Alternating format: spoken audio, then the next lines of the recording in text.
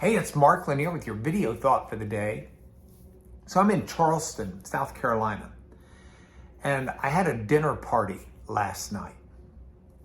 And last night, I don't know, 40, 50 people there, and we were in the mingling part of it.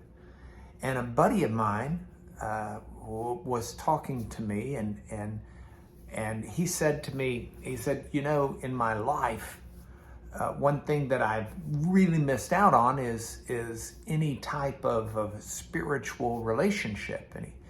And he indicated to me that he'd watched some of these video thoughts for the day and that he was intrigued with this comfort level I have about talking about God and a relationship with God and things like this.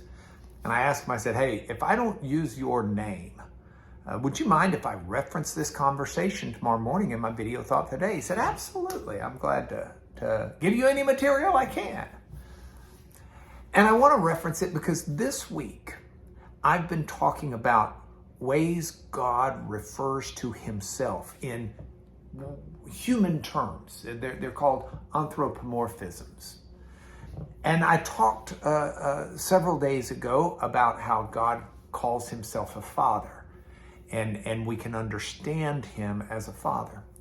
And then I spoke yesterday about how God references himself with maternal language, mother language. How he talks about he could no more forget Israel than a mother could forget her nursing child. And then he talked in Deuteronomy about how he brought forth or gave birth to Israel from Egypt. Jesus talked about how God says, Jerusalem, Jerusalem, how I would have gathered you under my wings as a hen does her brood. This maternal idea. Today I want to talk about a different concept here, but it's all the same because the constant thread or theme that runs through these relationships is that.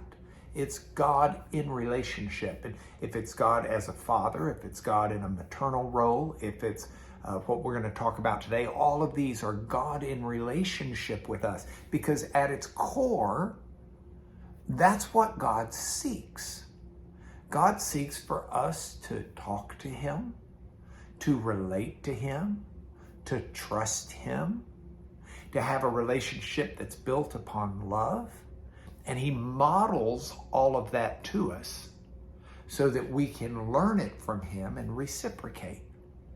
And within the framework of that, the relationship word I'd like to talk about today is the biblical reference to God as a bridegroom to his people in relationship who are a bride. If you go back to Mount Sinai, that is the relationship that's being established. That's the covenant that God's making with his people. It's a marital covenant. The experience on Mount Sinai is very akin to an ancient Jewish wedding. And both parties are coming and making a covenant that they will exclusively live for the other one in a sense, or be fiercely dedicated to the other one.